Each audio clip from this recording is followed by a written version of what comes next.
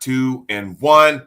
Hey, everybody, what's up? Welcome to another episode of ArmTalk. I'm your boy, Jody Williams, and today, my guest, a good friend of mine in the arm wrestling community, one of the top refs out there, Mr. Sean, boom, Hancock. Sean, what's going on, buddy? How you doing? Hey, brother, how you been, man? I'm just bowed up. I'm trying to find a new truck right now. Oh, all right. Any luck?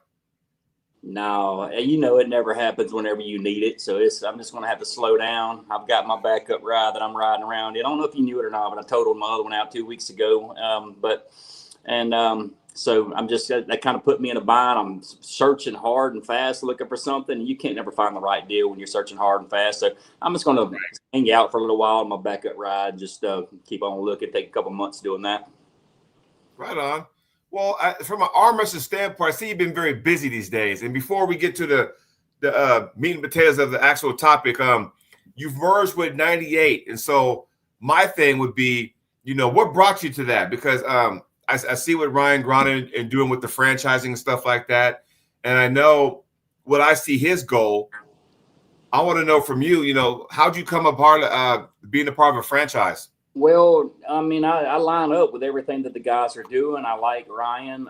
He and I already work together with a lot of stuff, and everything that he's doing with 98, a lot of it's what we're doing with the AUA too, that he's one of the board members on. So it makes sense for us all to collab 100%. It doesn't make sense for him to collab with us with AUA and support it 100%, and then me not support 98 100%. So it just makes good sense for me to fall behind him and what he's doing, because he's falling behind us, and that's what it's all about. We're getting behind each other and pushing each other to a level that not only a level that we could not get to on our own, but to a level that no one has gotten to, because no one has done what we're doing. No one has collabed on this level.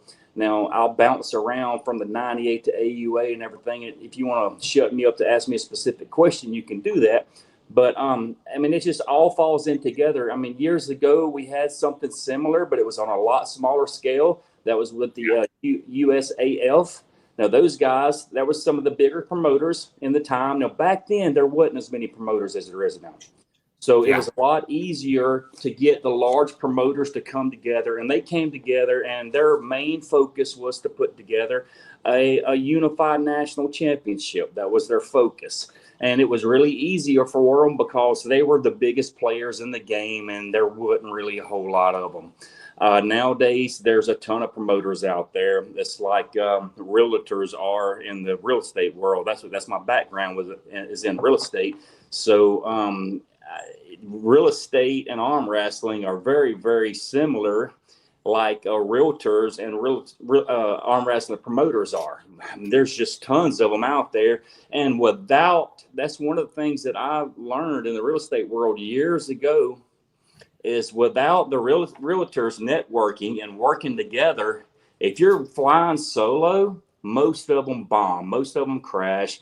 They fail, they spend too much money, and they just quit. They go broke. That's when they're flying solo. So again, I fall back to my real estate roots, working together as much as you possibly can. And I mean, as much as you possibly can. Communicate often, sharing the ideas, building each other up, growing together. When you have a good idea in the real estate world, you share it with the other people, because when they have other good ideas, they're going to share it with you. And it's not just the ideas, but it's the actual things that we have at our disposal. I have really, really good award companies, for example. So people are always bouncing off of me. Who do I use for awards? I have really good contacts with referees, so I can share that information with people. I actually have really good relationships with a lot of referees all across the nation. So I can call referees up and say, hey, this guy needs some good refs. Will you go over there and help them out? If I'm not able to, I can line other refs out. So it's not about just working together and using our tools that we have for ourselves. Mm-hmm. But it's sharing with everybody else, because when we share that knowledge and our tools with everyone else, they share back with us. And they don't only share back their tools and their knowledge that they have, but they share in their following back with us. Because when they collab with us, they have a following too. They have a following that I don't have. I have a large following, but I don't have everyone. Ryan has a large following, but he doesn't have everybody.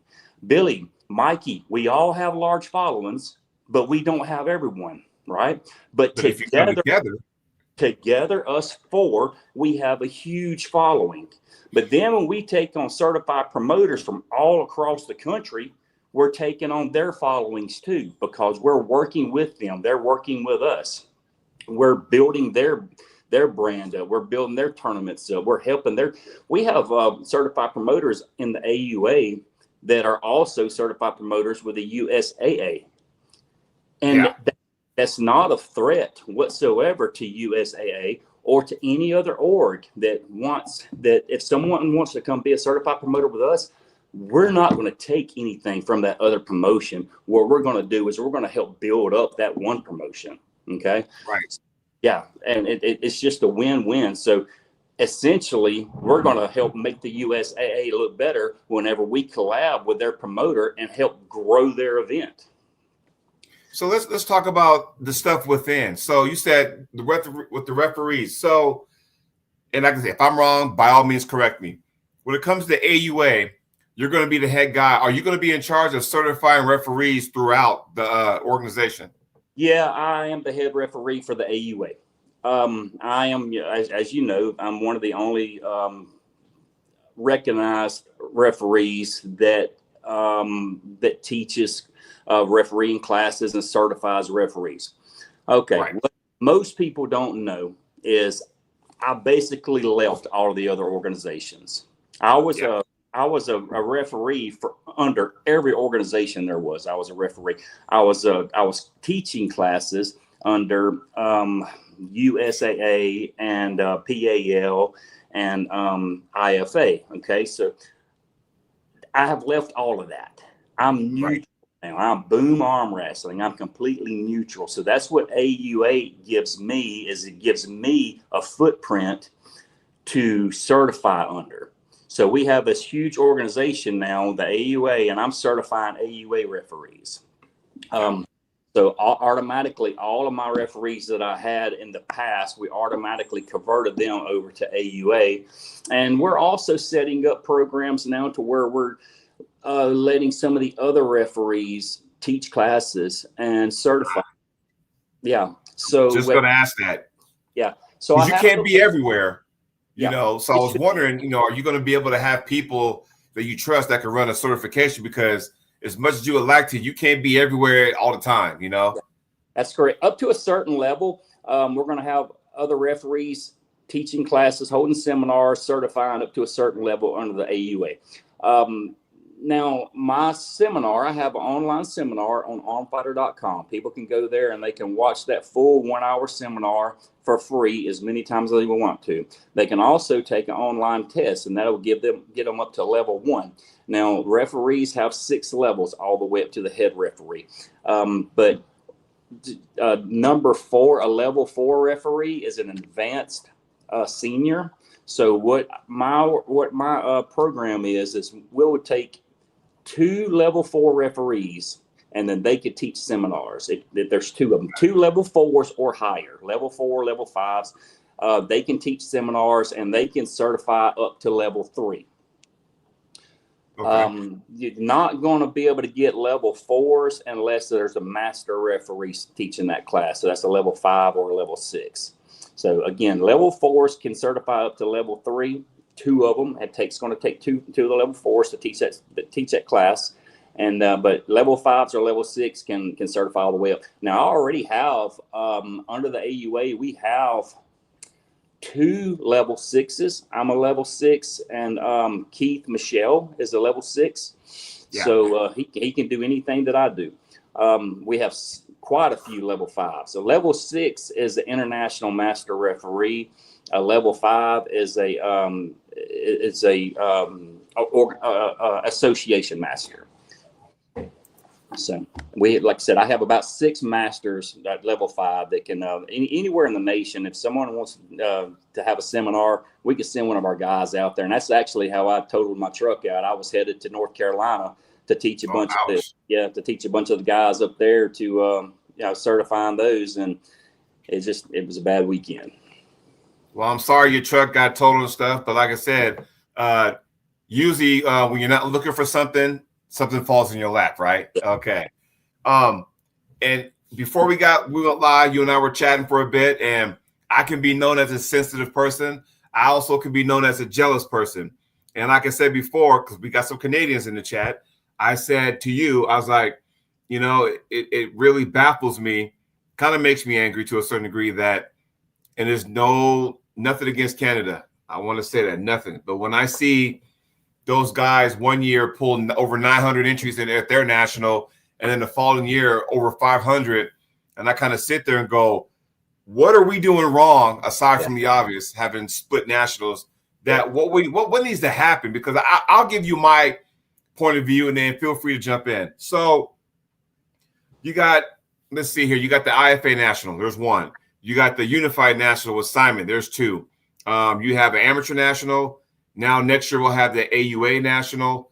So there's four right there. And my thing is that, and like I said, this is no shit on anybody, but from a competitive standpoint, you and I know somebody might take top three at one national, but if you combine all those nationals, that one person that took top three at one probably wouldn't stick the top 20 at a combined one national. So absolutely not. Now the major. Go ahead. No, I was going to say, because to me, it's almost like, that's one of the very few things I don't have in my, my career. I don't have a national. I took third 1 year, but I don't have a national. Yeah. I don't have a world. I took second, but I don't have a world. And that's something I want to have to earn when it's all said and done for me. But sometimes when I go out there and kind of win that, there's always going to be some kind of asterisk.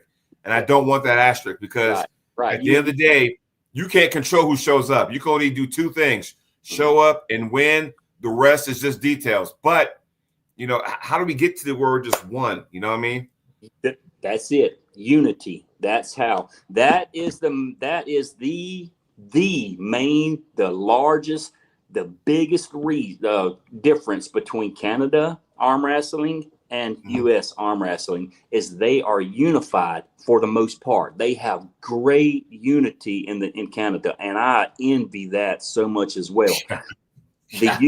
The U.S. again, it's like U.S. realtors. There's so many of them, and without them working together, they're going to bomb and fail. Now, let's go through the nationals that you just talked about. Now, before, we had the PAL amateurs. It's no more. We're not doing the PAL amateurs anymore. We're going to include an amateur portion in the AUA nationals. So that's that's going to come down to USAF nationals and USAA nationals. USAF nationals is the road to WAF worlds. Correct. I don't see it going away with WAF still in existence because it is the road to their worlds. However, that is a very small nationals. It does not pose a threat. I don't think anyone really takes it serious at all. If somebody with WAF or Simon itself wants to get pissed off by that statement, that's okay, but it's pure fact. You can look at the attendance that goes there. It's very small, so it's not significant nationals whatsoever. USAA national is not a road to worlds. There is no reason for that nationals whatsoever other than a money grab. You talking about for IFA or just IFA? Okay. It's not for IFA. It's not. They're using the IFA banner because they are the IFA representative, but it's not a IFA national because there is no road to worlds through a national championship with the IFA. It's a USAA national. They're just simply using the IFA banner because they're allowed to, because they're the IFA representative for the US. But there is no reason for that national whatsoever. It's the same thing as, don't get me wrong. There's a reason for it because there's not another national that you can go to with some of the banned athletes. They can't go to nationals. All the people that are banned with the with WAF, they don't have a nationals to go to without another one. So I guess that would be a reason for USA national. But that's a national that I started. It basically was removed from me, and that's a whole nother story in itself. But Now, but again, it's not a road to a world championship at all. And what we're doing in the AUA is not a road to any world championship, but it's not a money grab in any way at all. We're giving the money back to the athletes, 100% payouts back to the pros. So it's not an open category; it's a pro category. 100% of the pro money is going back to the pros, and if whatever sponsorship money that we bring in. Now, we do have to pay for the tournament. Everybody has to understand that. Tournaments are expensive. Tournaments are expensive to host, to fly in. It's going to be all master referees on the top side of the tables, the best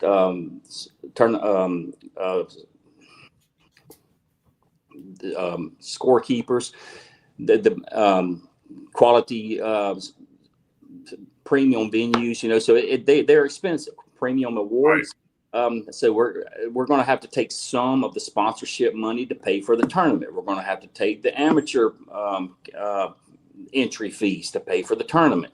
But 100%, at least 100% of the pro pay entry fees are going to go straight back to the athletes, and then a portion of the sponsorship money, whatever we can afford to do.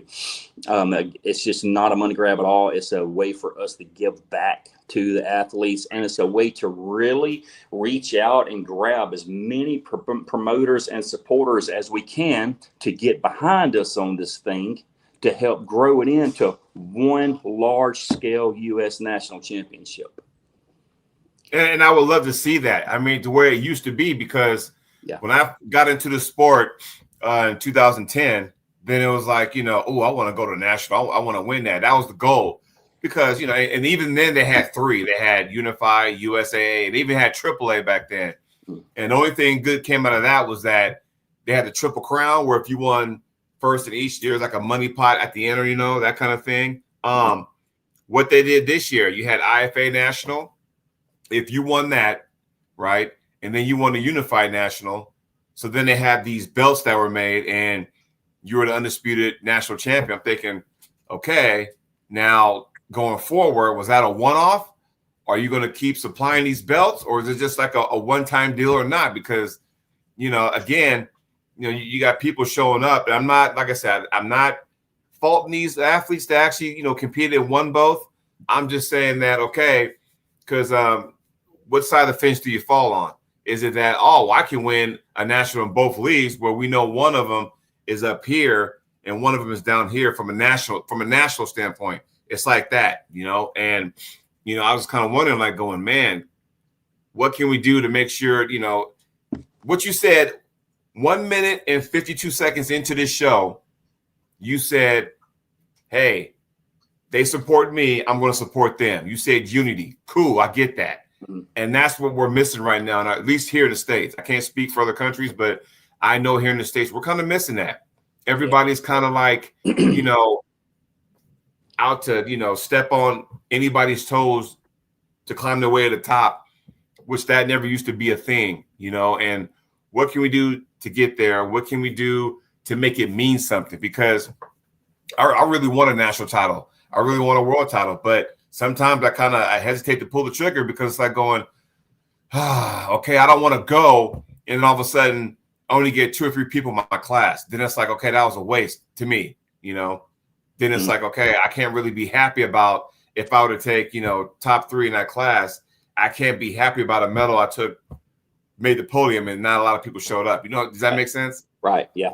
So it's got to start somewhere, and that's what we're doing. That's what we're starting with the AUA. We're starting a conglomeration of promoters to unify the sport, not only in the United States but in North America. We have promoters. We have certified promoters in Canada and Mexico and Puerto Rico as well. So it's not just the a face that we're trying to put on for the United States. Now the nationals that we're going to put on, it's just for the United States, but we're trying to unify the sport as a whole for North America, just to show the unity. So again, the bigger the outreach that we have, the bigger the networking that we have, is that we put out towards everybody else. So they give that right back to us. Right. we're starting off with the North American Championship. North American Championship is an event that I've done in Canada for the past 5 years, and it's grown. It's gotten bigger and bigger every year, and we have a good team that comes out of Mexico and Canada. And last year, I was allowed to use the IFA a banner for my North American Championship, but I'm not doing that anymore. So it's the AUA North American Championship. So we're going to start out with a bang in March in Vegas. We invite everyone to come check it out there. We're going to have all of the board members from the AUA there helping run the event. So, I mean, if you know anything about Mikey and Ryan and Billy, then you know that we're going to put on one hell of a show. Again, just like last year, we're going to have all master referees on the top sides of the tables. Matter of fact, we got too many master referees, so we're going to have some master referees on the downside of the tables. It's a premium venue. It's a really cheap event to go to, and that's exactly what we're trying to do with the North American Championship. I know that we already listed that it's going to be in Dallas, but right now we are reaching out to other places. We're asking for sponsorship. We're looking for the best place, the best city, and the best venue for the pullers. We're not trying to put a tournament up in the Northeast somewhere that's hard to get to for everybody else. Okay, we're looking for something centrally located, somewhere around the Oklahoma City to Dallas, somewhere in that area, somewhere centrally located, close to airports. The easy to get in and out of, cheap to get in and out of. When I look up the place and I see that the hotels around there are $350 a night, I scratch that all together. Scratch the city 100%. I'm finding somewhere that's going to be affordable for all the athletes to go to. Somewhere that's easy, like I said, easy to get in and out of. Somewhere that's a premium venue. Somewhere that's fun. Okay. Yeah. So it's got to check all of those boxes. It can't be just something that's out there, and the only reason we're doing it there is because they're giving us a bunch of money to go, but it's shitty for everybody else. Yeah. I get that. And to kind of segue into the next thing. So the North American Championships, I just had it too. March 14th next year, Las Vegas. Is that the one? Yep. So, and there's another one because you got Simon, he puts one on. Yeah. The last couple of years has been in Costa Rica. Next year, his will be in Canada. Yeah. All you Canadians out there you go. So his will be in Canada. I had the flyer. Let me see exactly when that is because they also have one. So again, you got to look at it and kind of go, okay, which one do you go to? You know what I mean? Oh, here we go. So actually, it's the weekend before yours. So Ottawa, Ontario, Canada, North American Championships, March 6th through the 8th. So there's that one. And then you got yours, of course. That's in Las Vegas the weekend after. So, and isn't that ironic, though, that he's never done it like that in March, the 1st of March like that, and even in Canada. So I pull a good draw out of Canada in March. And then he's going to put his. Matter of fact, it was ironic because the weekend that he posted it on is the exact same weekend that I did this year. I moved it up 1 year, so he was trying to hit Canada the same exact weekend that I was. Is that a coincidence or what? It's no threat whatsoever. People that have gone to both can tell the difference. Again, the venue is second to none. The area is second to none. The master referees at every table is second to none. The awards are second to none.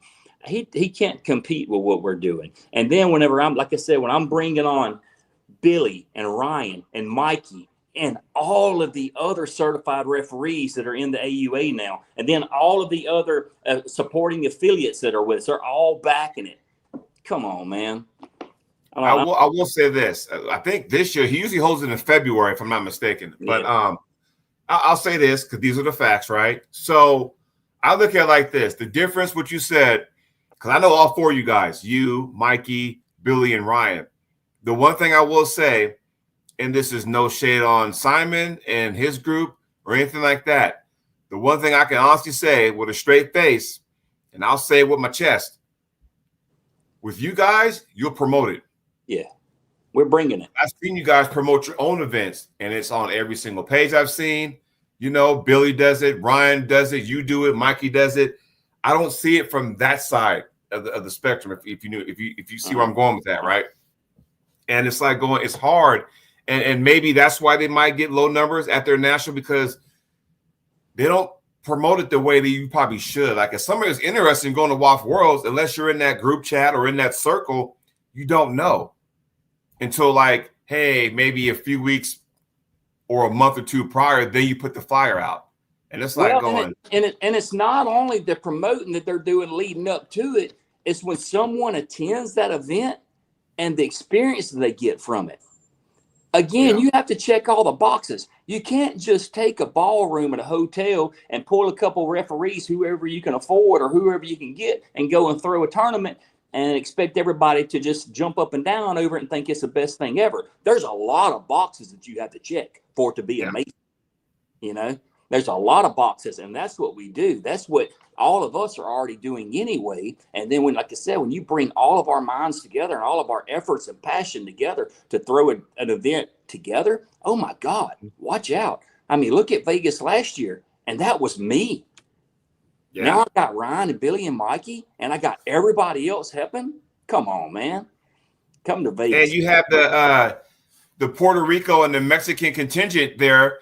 And it's funny you said that, because I was in Mexicali last month, and with Hector and those guys, and the Puerto Rico guys came over, same guys that went to North America and Las Vegas. So I got a taste of, what that competition was like and stuff. So that was pretty cool, and I look at it going, okay, so now the next question, since we're talking about this split. So we know IFA in their weight classes. We know Unified National in their weight classes.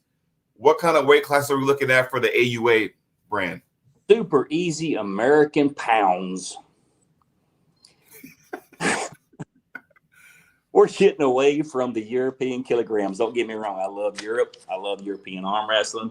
I love all my people in Europe. But here in America, we speak English and we use pounds. We're going to make it easy. It's 130, 150, 170, 190, 210, 230, 250, 270, 271 plus. Okay. Yep. All even numbers on 20-pound increments. The ladies are pretty much the same amount of weight classes, all even numbers on 10-pound increments. Gotcha. Yeah. 210. Yep. We got 210 and a 230 and a 250 and a 270. Who has There you go. Now, when you have those weight classes, one may think that, is that too many weight classes? I don't know, because I think, and I've heard people say that they like it, but yet they thought that might be too many weight classes, where you might run into like, oh, I pulled a 250 class, but only got like 5 people in there. Yeah. I've heard going in, and I already knew because I've been in the game for a long time, man. But I heard the complaints going in. Oh, I'd rather have I'd rather have one weight class. I've heard a lot of people say that. I'd rather have one weight class. You do have those people, but on the grand scheme of things, people would rather have a weight class that more suits their weight. Right. So I've heard during the tournaments, I've heard all compliments and no complaints. I've heard so many compliments that I had a 130 class or a 150 class. And we do have a 154 class in the other leagues, but people don't use them. People don't use them. So that weight class gets skipped over. So that makes them having to jump up, those 150 guys having to jump up to 176. And they hate that. So I've had a lot of people, I've had a lot of the lighter guys coming to my tournaments and saying they'll only come to my tournaments because nobody else will give them a 150 class. Right. And like I said, and we've all been in sport, as my fellow co-host Ryan's in the chat. What's up, SB? And I know, and when you've been in the sport long enough, I mean, not every tournament's going to cater to your weight class per se, right? Because I've heard it like, oh, I'm thinking about putting on a tournament. Well, you should have this class because it caters to me, or have it for that class because it caters to them.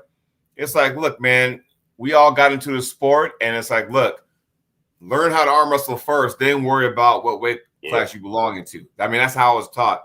Learn the sport first before you worry about what weight class you should be in, and kind of go from there. For men, 20-pound weight classes, 20-pound groups, is catering to every weight class, because we are in sports now, ladies and gentlemen. If you are in sports and you can't cut 18 pounds, then you're in the wrong sport. You're an athlete now. You need to learn how to cut. If you're too scared or too weak to pull up to the next weight class is 5 pounds up from your weight, you need to cut 15 pounds. All right, it's one or the other. It's sports. Well, here, I'll go a step further. A lot depends on when you start your cut. Don't be that weirdo that's like, ooh, I won't go to this tournament. I got a month. Let me go ahead and try to cut all this water weight. And then you feel sluggish and stuff. And then I'm going to go ahead and fuel up. And a lot of that stuff's going right to your gut anyway. But part of being a professional. Yeah, it depends on when you cut. Yeah. Right? So it's like, if you know, for example, if I know AUA is going to have a tournament and your nationals in what, June? Yeah. So let's just say AUA tournament's going to be in June, right? Cool. I know that. And let's say I want to be in the 230 class. I'm 225 right now, but let's just say I want to be 210 class, right? Okay. I got 15 pounds to cut. I probably shouldn't wait till mid-May to start doing that. You probably want to do that a little earlier, so that way when you get there, you're comfortable, but you're not struggling. And I've done that before. I've been to the nationals of yesteryear and had to go through all the saunas and the steam rooms, and that was hell for me. And I'm much older now, because I'll be 50 by the time all this rolls around next year. So I'm too old to be doing all that steam room stuff, man. I gotta start a little earlier. You youngsters might be able to do it, but I want to start a little earlier, so that way when I roll into, where's it going to be at then next year? Again, I know we've already published Dallas, but it's going to be somewhere very central. So somewhere between Dallas and Kansas City. I know Kansas City is pretty much the central dot, pretty close to the central dot of the lower 48. Yeah. Somewhere right in that area right there. Again, we're looking for the best venue, the best building, the best environment around it, the cheapest prices, the easiest place to get in and out of, the best airports to get in and out of. So it's a lot that goes into it. It's not just finding some casino that's going to throw $6,000 at us and say, here, come to us, but we're stuck up in the Northeast somewhere, and who cares what the athletes think about it? They can find their own way there or not, because we just got $6,500 from this casino. We're not going to do that. We're looking for what's best for the athletes, and then we're giving the money back to them. I'm really optimistic and intrigued how this is going to, unfold, because like you said, you got to start somewhere. Yeah. And then once that tournament comes and goes, you take a step back and you kind of go, okay, now these are the good things that happen we can capitalize on. These are the things that didn't go so well, so we can tweak that, as a board member should do. So when you and the other guys get together, all right, boys, what you think? And I'm sure you guys are going to have meetings and stuff and talk about stuff, prepping for the event and stuff that happens after the event. Now, are there going to be any more tournaments leading up to that? Are there going to be, since it's just a national, it's not a world, are there going to be qualifiers for that, or just, hey, come all? Yeah, no, as I remember, there's never been a qualifier leading up to nationals. Not as long as I've been in the sport, so we're not going to reinvent the wheel. But again, we are all coming together, and we're going to lead off with a bang in March with the AUA North American Championship in Vegas. And we're going to do that just to show everybody just how damn good we could put on a show. If they don't already know it, they'll know it then. And then we're still going to continue to build our following to help push us to that national championship in June. And hopefully we can get everyone to come out there. And again, we have a huge following and a huge push. I'm not even going to say a following, because I feel like a following is someone that I'm a leader of or something. I'm not a leader of. We're all working together for the same cause here. We just have a huge conglomeration of people, promoters and supporters and sponsors, and just other people like Bob Brown and Sarah Backman and individuals that are pushing us for the same common goal to do what we're doing. And we're going to get there. We're going to get there for several reasons, because people are going to see the difference of what we're doing. They're going to see the quality in our event versus what they're getting somewhere else. They're going to get back from our event where they're not getting back from anywhere else, and then they're going to see the quality of the classes, the stacked classes. We're going to have people come flocking to our tournaments. There's no doubt in my mind. First year, again, is always a struggle. When I started this back in Dallas, years ago, the first year was a struggle. Second year was huge. Third year was even bigger. So we kind of expect that it's going to grow, but we're still coming out with a bang in the first year. I guarantee it.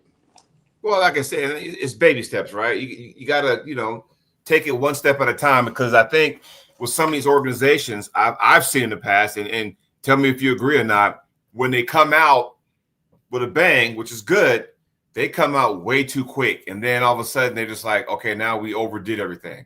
Yeah, but that's ones that just don't know what they're doing. They're coming out into the world. They're jumping into the waters, and they hadn't been into the waters yet, man. I'm talking about a bunch of promoters that's been doing this for a while. We know what we're doing, and we know what boxes we need to check to make it the best for the athletes. Again, right. the accessibility to the venue, the badass stuff around the venue for everybody to go do after the tournament, the weekend, the days before, the days after, the prices of everything around it, the prices of getting there, the prices of the hotels, and the referees, the quality of the referees, the quality of the bracket staff.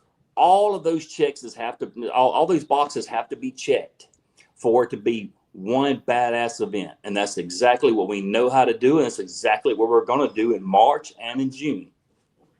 Here's a question. And Dan Plexman, I know you said, what about Detroit City? Lots of great venues. The city is struggling financially. But a question for Mr. Peanut. He says, to create a successful alliance with multiple companies across the USA, the issues to solve is how to create a viable income stream for promoters. What is needed is a profitable business to teach franchisee. Your response to that? Well, that's what 98's doing with their franchisees, and that's what the AUA are doing with our certified promoters. We're not just throwing you out to the wolves. We're helping you every step of the way. If you've been in the game for a while, like we've taken on promoters that have been in the game longer than I have, they don't need any help, but they need our backing. They need us to help push their events. So that's what we're doing for them. We have some people that are coming out brand new. So we're not even taking them on right off the bat. We're trying to help. This is like a pre-taking them on. We're helping them figure out what they're going to do, helping them get a couple of events under their belt, make sure this is what they want. Once they know this is what they want and they're leading up to the right way and they still have their mind right to do things right, we'll take them on as a certified promoter, and then we help them build their brand. We help them build their shows. We'll fly out to their events. We'll help them do the brackets. We'll help them with their awards. We help them push their brand to be better than the others. We're just stepping up to the next level. Right. And like I said, I like that. It's almost like, hey, we'll help you do this. And then when you feel like you got it, then the training wheels come off and you're on your own. But if you need us, we're here type deal. When I started, I knew nothing. I didn't have, I had some people that I could ask, but I was literally out on my own contacting, I had nothing. I didn't know anything about awards. I didn't know where to get quality awards from. I didn't know where to get venues from. The people who were telling me where to get venues from, they were telling me, oh, just go get a venue and don't get it for free. Make sure they pay you $5,000. Make sure they pay you $1,500. You know how many venues I've ever had do that? Like probably 2. So if I'd have stuck with that advice, I'd have never had venues. That might have been the thing way back in the day, but it's just not anymore. If you can get a venue for free now, then you're doing good. Most people pay for their venues. So my advice when I talk to our new affiliates or our new promoters is find a venue for free. Number one, don't offer payouts unless you have it sponsored. Number 2, those are the 2 biggest ways promoters go there. You open a Pandora's box on that one, because there's also those promoters that I've been a recipient of where financially there was some cash flow that was promised to me and they didn't deliver. And we've had promoters across that did the same thing, right? And I mean, it kind of gives promoters a bad name when you got some. And here, how about this? Can I say this? And you know, this will be true. Everybody in the chat and yourself, Sean. Not everybody's a promoter. I'm gonna say that there, because now you know and I know we sat there and we watched, like a lot of you guys in the chat. We sat there and watched promoters put on events. Oh, we're gonna have this cash payout and that cash payout, the top 3 and all that kind of stuff, overalls or what have you. And then when the time comes, you put their feet to the fire and nothing happens. Yeah. And now you give all the good promoters a bad name because not all promoters are like that. You know what I mean? And why sit there and say that unless you have the cash in your hand? And I don't care if you got to put the sumbitch in a safe. Do not sit there and promote for something that you do not have in your hand physically. Those are actually 2 of our biggest requirements to be a promoter with the AUA. You cannot ban people for no reason. Now, if somebody comes into your event and, you know, cusses everybody out, starts trying to fight everybody, that's one thing. That's just ban them from your tournaments. But you can't. There's no banning. We don't ban athletes, and we pay what we say we're going to pay. So yeah, to be a AUA promoter, you have to pay what you say you're going to pay, and you can't ban athletes. We are completely neutral. Again, we're a neutral org. We're the org that people can come to and pull without threats.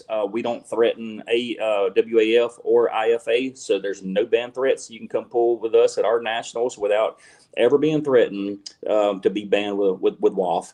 Again, when we say we're going to pay you, we're going to pay you. That's going to be all of our promoters. And I can almost guarantee you that if one of our promoters really did screw up, and hell, we had a promoter just the other day offered a whole bunch of payout, and I reached out to the other board members. I said, hey guys, where's he getting his money at? Does he already have it? They said, yep, he's already got it. He's got sponsorship money. I said, okay, good deal. I was just making sure he wasn't trying to promise it out of payouts, you know. So we're watching our guys. We're staying on top of them. We're not staying on top of them in like a God type of way. We're just trying to help them, you know. But if somebody does screw up and something happens and they don't pay out, we would do something to help pay those guys, but we're going to cut him for being a certified promoter with AUA. So we're just making it real important though that they know that they cannot promise payouts from the participation that they hope they're going to get. They got to have that money already. Another good question for Mr. Peanut. Most promoters rely on entry fees to pay the bills. That means the arm wrestlers are the customers. East First West is struggling to survive due to lack of pay-per-view sales. Planning an event, who is your customer? AUA, who's your customer? Ooh, I'm not sure I quite understand the question, but it really is from the tournaments, it would be the athletes. The athletes are paying the bills, and except for those tournaments that we have sponsorship from. Now that's another reason for a huge event. The larger the event, the better the event, the more exposure for the event, the better sponsors we can get. The more sponsors we can get, the more sponsorship money that we can get. So that's why it's so important for everyone to come to these tournaments that we're throwing, because when we show that we can bring 500 people into a casino is going to give us a lot of stuff. They're going to give us money. They're going to give us free rooms. When they give us free rooms, we can then use that money that we're going to spend on rooms to give back to the tournament. So it all goes right back into the tournament. So it's really important to support these large tournaments because we can get better sponsorship to give back to the tournaments. So again, without sponsorship, the customer is the person, but with the larger the tournament is, the sponsors become the customer. Now, because you are a promoter, you've been in the game for a long time, you can actually answer this question, because for people out there who are watching the show, whether you're in the chat or watching live, and you want to be a promoter or you are a promoter still new, there is a difference between, it's kind of like what Mr. Peanut said, because you got the entry fees that they use money for, then you got the sponsor, two different things. Because, you know, we do know some people that use the entry fees that kind of pay out the top 3 or whatever, but sometimes you don't always get what you may assume that I'm going to have this many, and all of a sudden not a lot of people show up, but you already done put it out there on a flyer that, hey, we're going to pay out the top 3, but because you're relying on entry fee. Whereas you got sponsorship, that's a whole different ball game. Please let everybody know the difference between the two. It is huge. If sponsorship, for example, last year we had a sponsor, Harley Davidson gave us $5,000. So we knew that we had $5,000 to play with. So we went ahead and broke down $5,000 in payout so we could pay each person this amount of money to use up that $5,000. Whereas pay entry fees, you absolutely cannot. If you're going to plan on doing any type of payout with entry fees, and I highly advise against that always, especially as a new promoter. Matter of fact, that's what I tell all of the people, especially people that are been in it for a little while. They're coming to us, they're talking to us, and they're trying to get better. And I said, I know what you want to get better at. This before they even tell me. I know what you want to get better at. You want to get better at not losing money, right? Yeah. Okay. Well, you can't give money out of entry fees. Oh, really? So I didn't even know they were, but I mean, if they're losing money, that's the 2 biggest ways they're losing money. They're paying for a venue and they're giving payouts out of entry fees.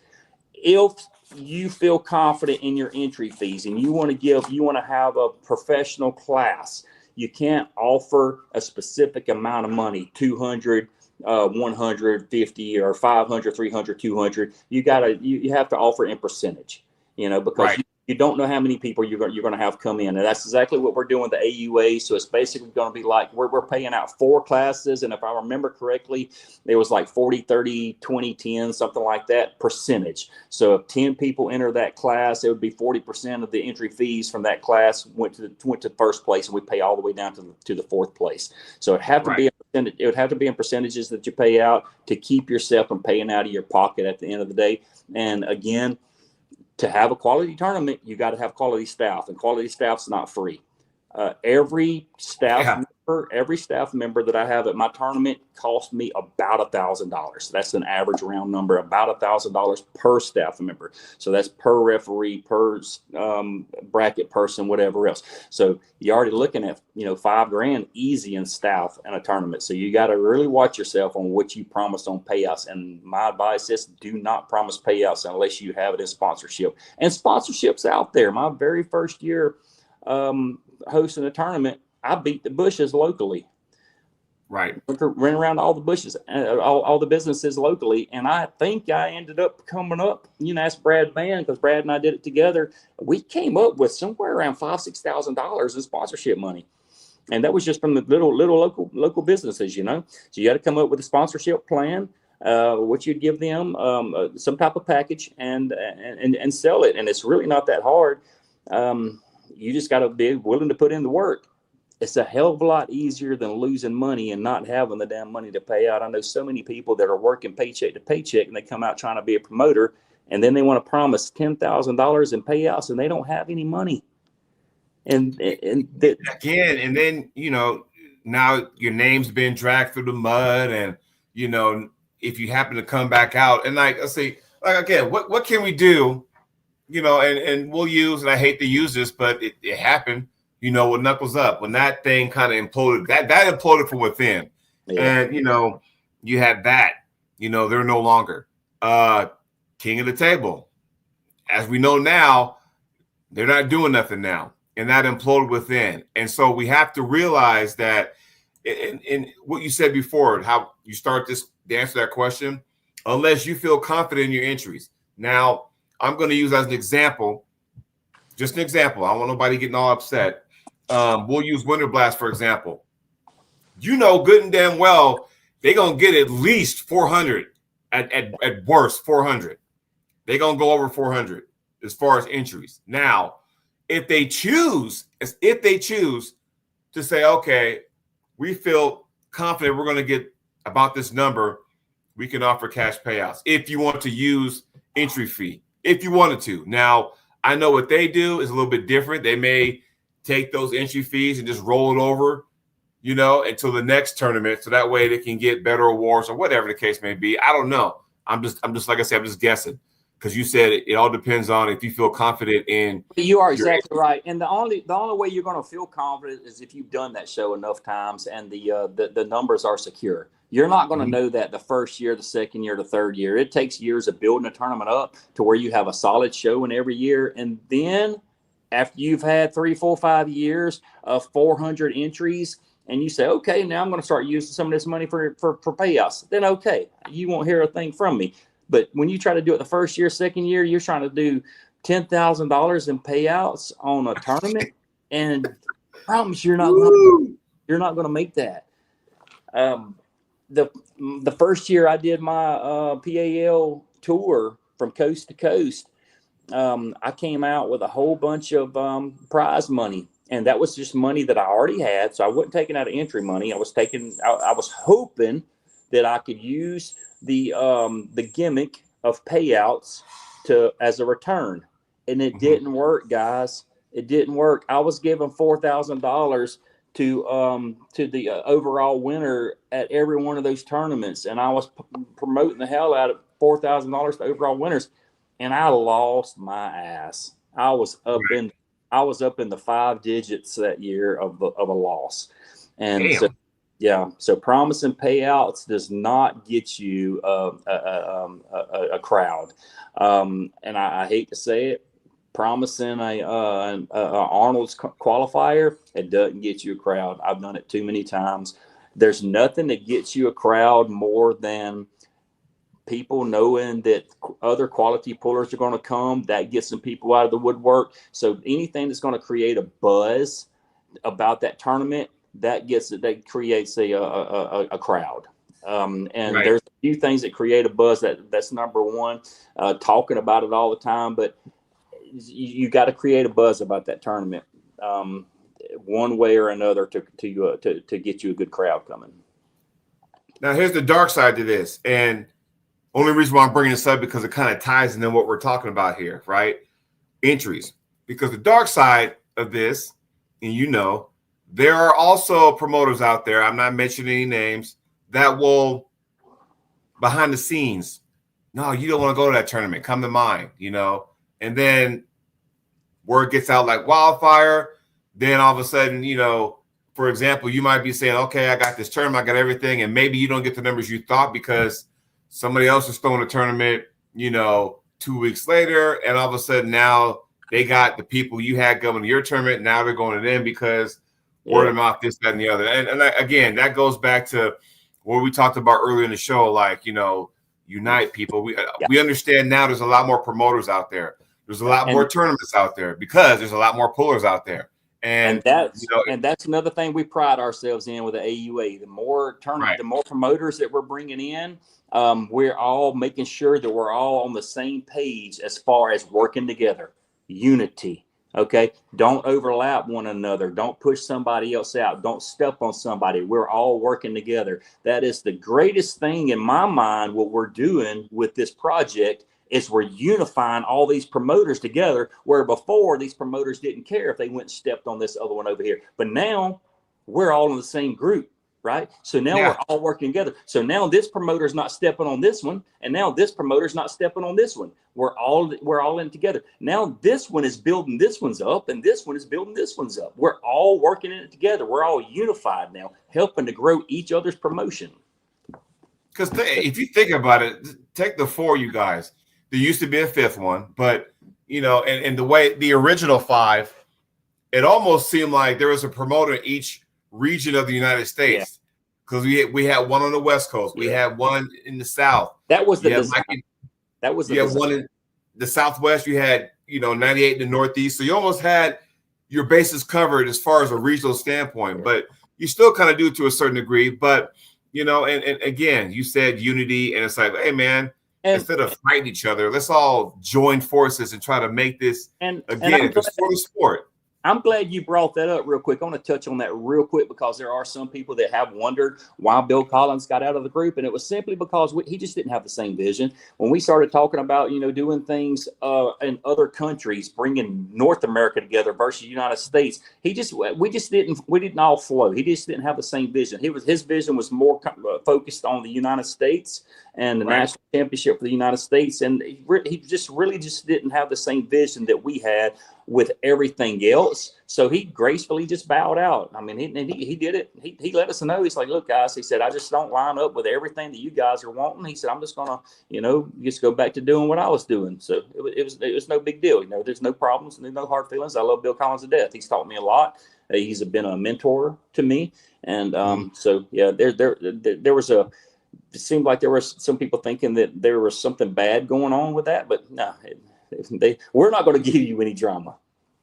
I'm glad you cleared that up because we don't need no more drama as it is. There's so much, here's the thing. And before I ask Mr. Penis next question, if people put all that energy into the drama, into their training or into promoting, into their actual arm wrestling, tournament stuff, life would be a lot easier in this sport. I'm just saying, but they put all the energy into unnecessary shit. So, but that's another thing that we've been doing with AUA too, is doing what we can to keep the drama down. I can't tell you how many conversations that I've had with other promoters that they're getting a little ticked off with one or the other or whatever. We kind of play.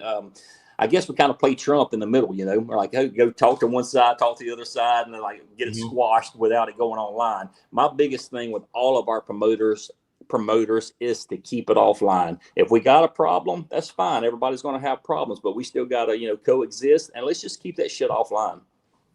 Not only that, but not everybody's issues need to be on social media. That I don't know if they think that, well, if I put this out there, my voice will be heard, or they want opinions, but not everything needs to be out there. But I'm glad you guys say, hey, we ain't about that. So next question, this will probably be the last question of the show. He says, okay, you got $5,000 worth of sponsorship money. What value do you give your sponsor? How many customers do you bring to the door? And how do you elevate his buzz profile? How many contacts are gained? You can't guarantee what you're going to bring to their door.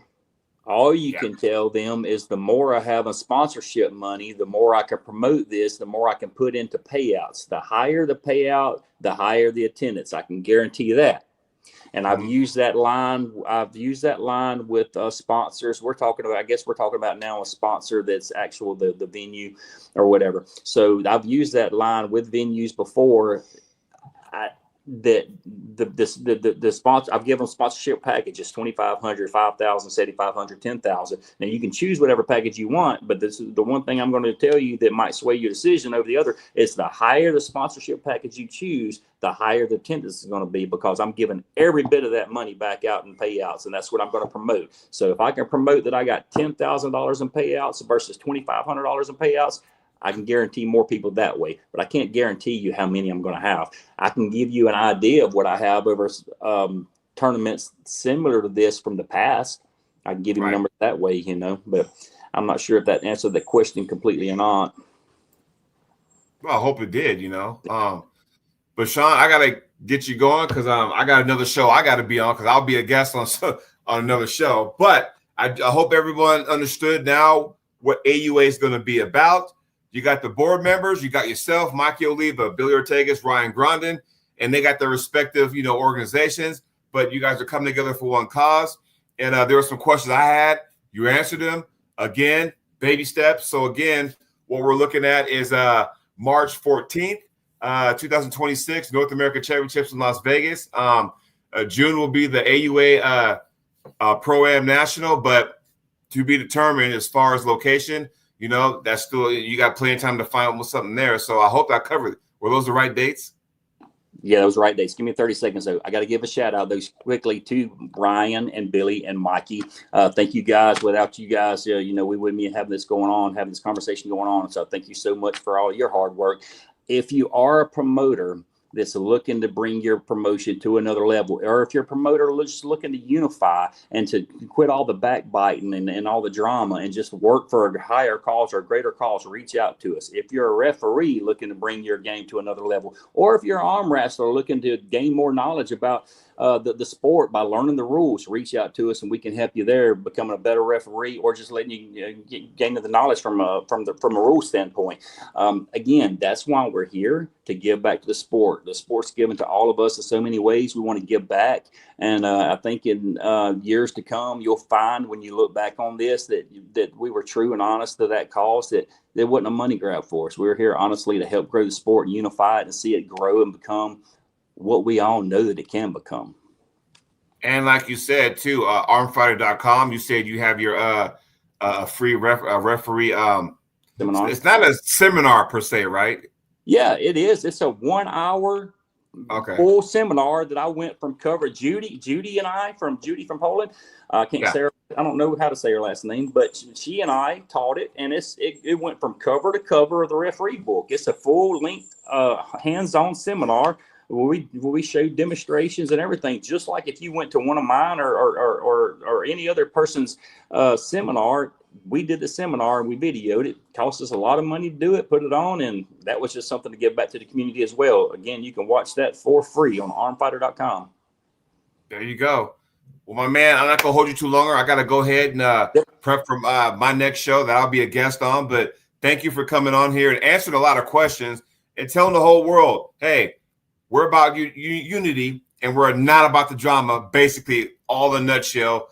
Those questions got answered. Hope everybody understands that. I'm optimistic about see what events coming up. But like you said, I think also you said, hey, baby step. We don't expect big, giant numbers. But after the first one, you guys, board members, you'll probably take a step back and go, okay, guys, we had our first national. Let's reevaluate. How can we make the next one bigger and better? So I'm glad you guys got a plan. And, again, you guys are taking your time. You're not rushing into it, because you even said yourself, when people rush into stuff, that's when they kind of get into trouble and they end up falling on their faces. I think you guys, because you're not just one person, it's a bunch of you guys with the same vision, kind of going, look, let's make sure if we're going to do this, let's do it right and do it, precisely. So kudos to you on that one, sir. Thank you very much. And I would love to have you back on down the road if that's okay with you.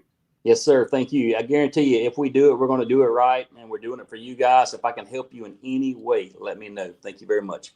Boom. Sounds good. Boom. Take care, Sean. Take care.